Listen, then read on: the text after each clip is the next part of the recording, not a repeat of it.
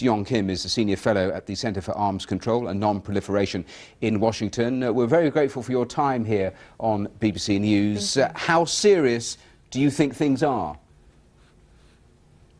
Well, the situation on the Korean Peninsula really is serious at this time, and it's indicative as we see militaries on both sides of the 38th parallel in full defense preparedness mode. We have seen the U.S. military beef up its military hardware in reaction to North Korea's military posturing, and South Korea is fully prepared to retaliate in any event of a North Korean provocation, as understandably so it would be because of the nightmares of 2010 as it experienced when North Korea shelled a South Korean island and killed not only soldiers but civilians. So everybody is prepared.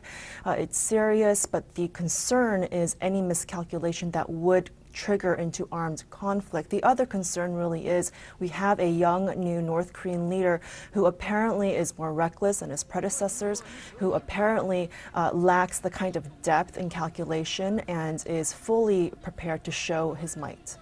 Yeah, I'll come on to him in just a moment, but just briefly in terms of the historical perspective, because we've had rhetoric before, just briefly on this point, how different do you think this is at the moment? Well, we have seen and heard such rhetoric before, but now, we also do know, despite a new leadership, we do know that North Korea does follow through with its threats in some shape or form, depending on time and circumstance. And because of the posturing that's taking place and because of the reactions that we're seeing from South Korea and the U.S., we can take the situation to be quite serious. I suppose the worry is not just posturing, it's whether there'll be any follow-through, exactly as you were saying, whether there is some sort of miscalculation. You were talking about Kim Jong-un, and of course the trouble is for the international community, he's an unknown force. I mean, we don't quite know what he's trying to do both domestically and internationally.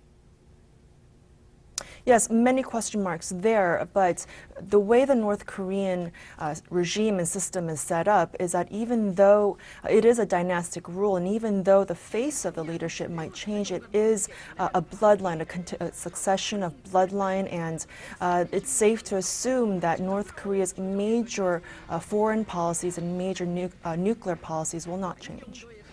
Now, in the past, China has often been used as the vehicle, the country to talk the North Koreans down. Do you think we need to hear more from Beijing at the moment? Definitely. Beijing really does need to step up. Beijing does have a role and can play a role, whether it's in private, behind closed doors, to save face.